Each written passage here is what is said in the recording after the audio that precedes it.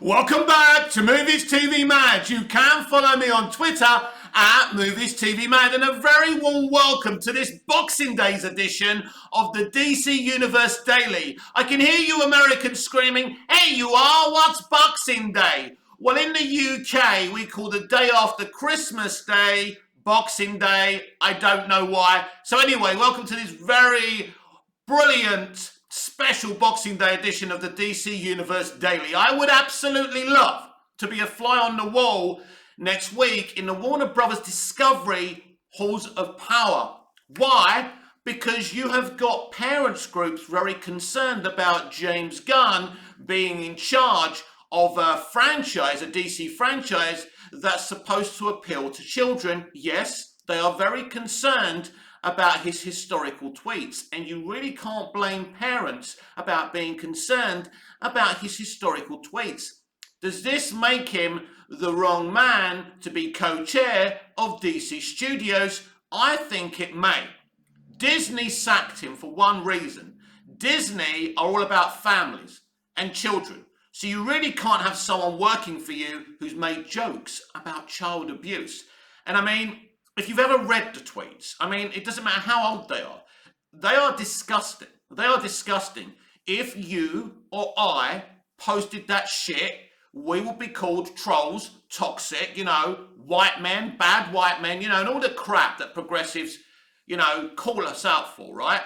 But because he's a talented director, he gets away with it. I mean, look, there's no getting away from it. Those historical tweets are so bad, and I think it's a big concern. And David Zaslav has been faced with that concern from parents groups who don't want Gunn in charge of DC because it's supposed to appeal to children, right? So it's very problematic. There's another problem that's going to be going on at the Halls of Power with Warner Brothers Discovery. They're seriously considering changing their minds about Henry Cavill now. Would James Gunn quit over this? If you believe that removing Henry Cavill, replacing Henry Cavill as Superman was Gunn's idea, then surely, if he has any pride, he can't go along with that, and he'd have to go. He'd have to walk. Or would he put up with it? I don't think he... Because I'm not sure who made the decision to replace Henry Cavill. I'm starting to believe it was David Zaslav. Now, Mike DeLuca was going to be the lead chair of DC Studios. That decision had been made. This is why he went and got the Peaky Blinders creator, Stephen Knight, to write a Man of Steel script. Now, I've heard it's an excellent script. Now, you just know that this script eventually will be leaked online, and I really want to see it. I want to see it for myself. Mike DeLuca was the right person to run DC Studios. I think he should be the only chair of DC Studios. The one good decision that Zaslav has made is bringing on Adby and DeLuca to run WB Pictures as co-chairs. But the idea was for Pam to run Warner Bros. Pictures on her own and for Mike to run DC Studios on his own. Why would this work? Well, obviously, Pam and Mike have worked together before. They have a great relationship. So you've got this unification between DC Studios and Warner Brothers Pictures. You don't have that now. You've got Adby and DeLuca at Warner Brothers Pictures.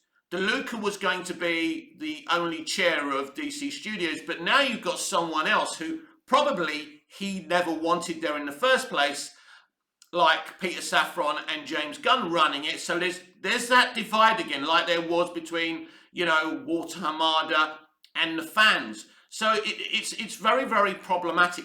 What I'm saying to you here is what I always do is give you the reality of the situation. So they are so nervous at Warner Brothers. David Zaslav has no scripted entertainment experience, and you can tell from his decision making. He wanted Todd Phillips to run DC Studios merely because he made $1 billion, DC tentpole movie. Todd Phillips is a great writer-director. I love his Joker movie, and, I love his Hangover trilogy as well. But he got no right to be running DC Studios just because he made one DC movie that made $1 billion.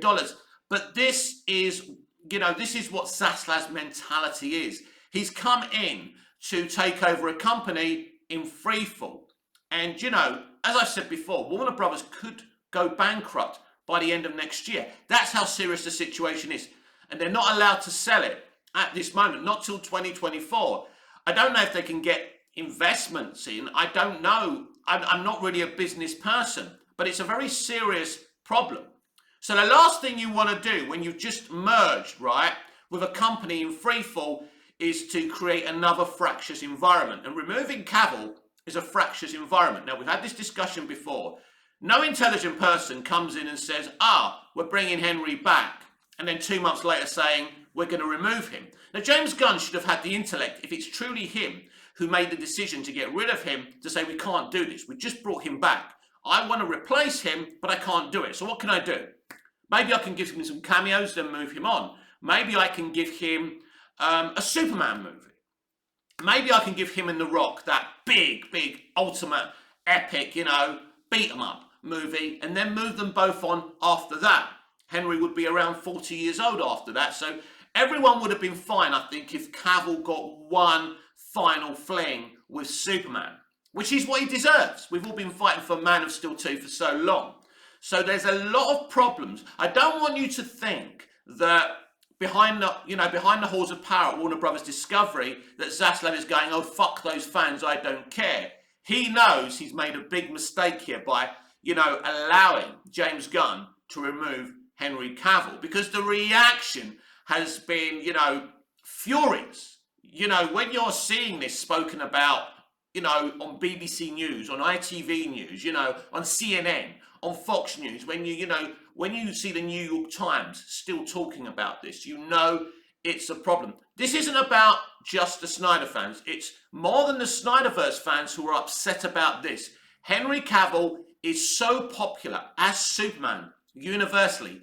Henry Cavill wasn't the reason that Man of Steel made under 700 million. Henry Cavill wasn't to blame because Black Adam failed at the global box office, but this is what this flippant, reactive Warner Brothers Discovery CEO has done. He's reacted to one box office. Imagine how he's going to react to Shazam if it makes $1 billion, which is impossible and improbable. But anything's possible today in the entertainment industry because you don't know what way the audience are going to flip. I mean, look at Aquaman. It comes after Justice League and it makes $1 billion. Doesn't even make any sense, although Aquaman is probably the last great DC movie. And I'm not talking about the Snyderverse. I'm talking about the actual DCEU in order of films released.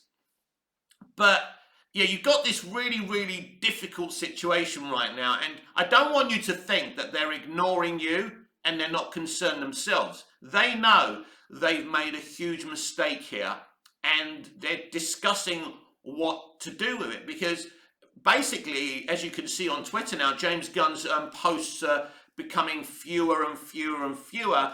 That tells you a story. Now, he promised in January he's going to tell us a little bit more about his slate.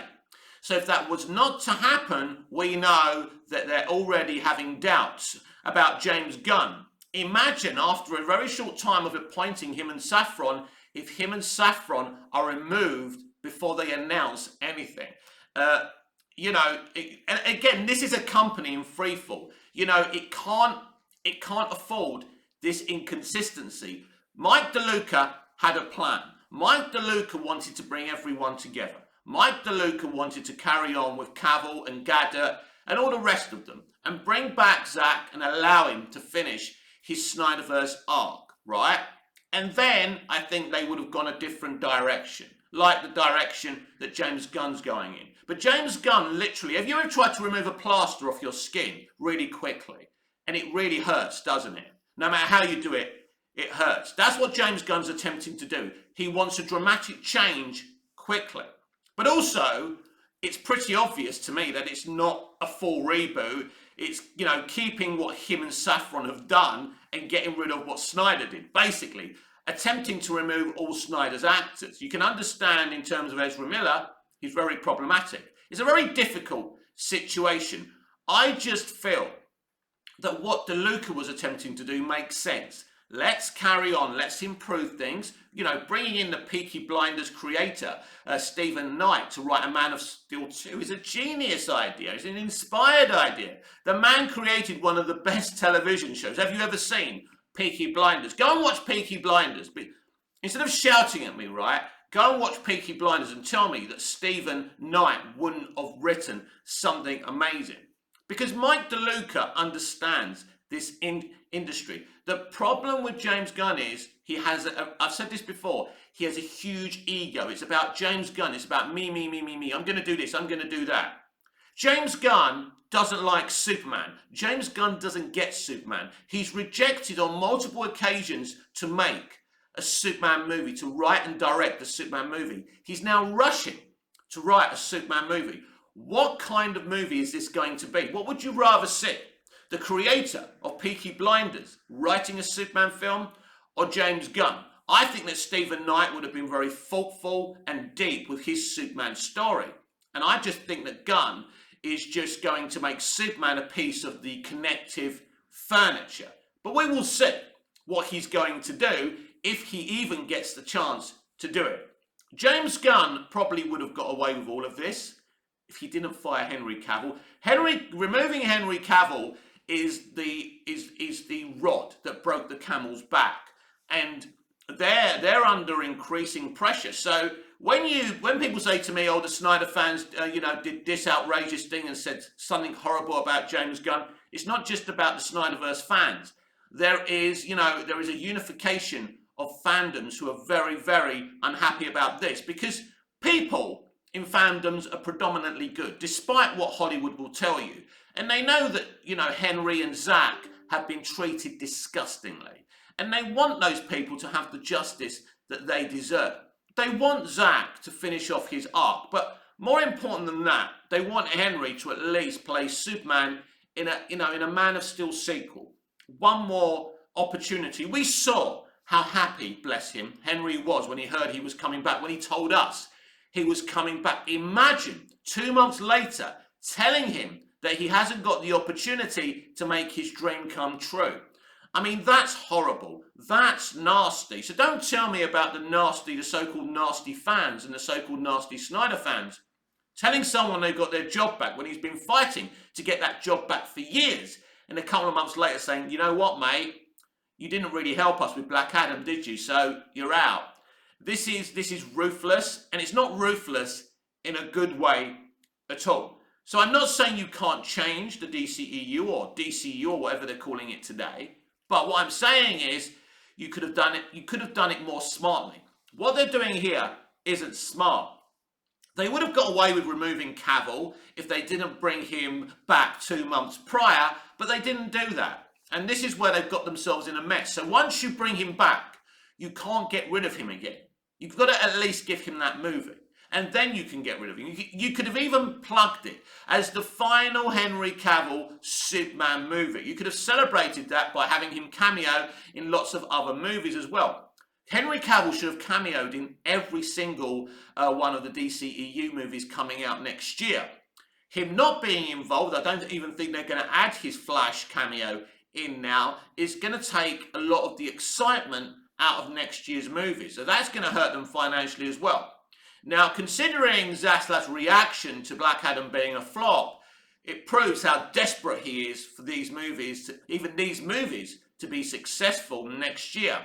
Unfortunately, with the removal of Henry Cavill and a lot of the stuff that James Gunn's told us, it's pretty obvious to a lot of people, and I've said it, again, you could just call me Nostradamus yet again, because I told you this, that next year's movies don't really matter in context to what Gunn's doing for the future. So people know this. So people are not going to flock to the cinema because this is an era of the franchise. People don't really care about the individual movie anymore, the individual movie experience. That's a shame. Me and my generation are very fortunate. We were brought up on great, good entertainment that entertained us, gave us escapism, but more importantly, challenged us.